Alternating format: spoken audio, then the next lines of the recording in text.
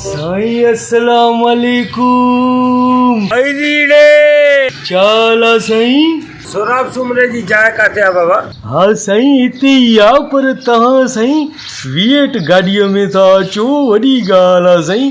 पहिरियों दफ़ो माना मां तव्हांखे कंहिं भली गाॾीअ में ॾिठो आहे। विएट गाॾी साईं 3.5 करोड़ जी गाॾी आहे। हूअं हालांकि अहिड़ी गाॾियुनि में तव्हां जहिड़नि खे पोई सीट ते विहारींदा आहिनि। वॾो लालची रहा साईं। अलाए पंहिंजी अथव अलाए पढ़ाई अथव, मिड़ई योधारा वेठा आहियो। जेको आहे लंच जो प्रोग्राम रखियो आहे। अच्छा लंच जो प्रोग्राम माना कयो अथई तव्हांजे लाइ? यार वाह वाह यार, माना ईद जे ॾींहुं माना तव्हां लंच करण आया हो हिते।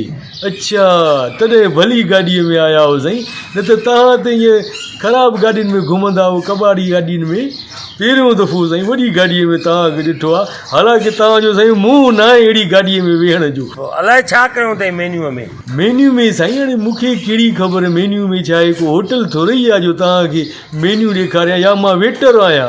मेन्यू में साईं घणो कुझु हूंदो, तव्हां रुॻो लहो त सही गाॾीअ मां, पोइ तव्हांखे मेन्यू बि ॾेखारियूं था, मानी बि ॾेखारियूं था साईं। हा मानी बि खारायूं था साईं। तव्हांखे त यादि हूंदो तव्हांजे घर जी भित जेको आहे मुंहिंजे घर जी भित हीअं मिलियल हुई। वॾो लालची रहा साईं। साईं नाराज़ थी वियो छा? लहो त सही गाॾीअ मां ॾिसां त सही तव्हांखे।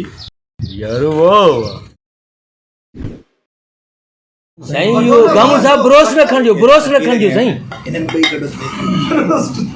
तव्हां हिकिड़ो खयो आहे न साईं, वरी ॿियो बि खणो था।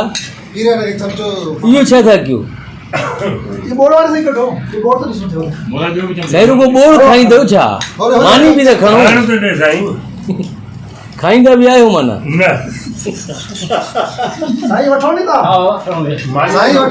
साईं तव्हां हीअं कयो, पुलाव में पेप्सी विझी पियो।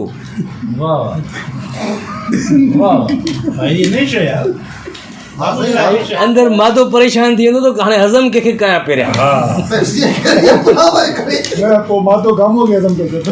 साईं हूअं तव्हां बांदर जा कोफ्ता खाधा आहिनि?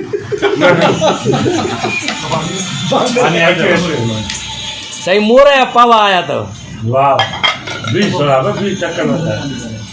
दोस्तों जेकॾहिं तव्हांखे हीअ वीडियो क्लिप पसंदि आई आहे त सब्सक्राइब कयो, लाइक कयो ऐं शेयर कयो, ऐं हा बेल आइकन जो बटन ज़रूरु दॿाईंदा।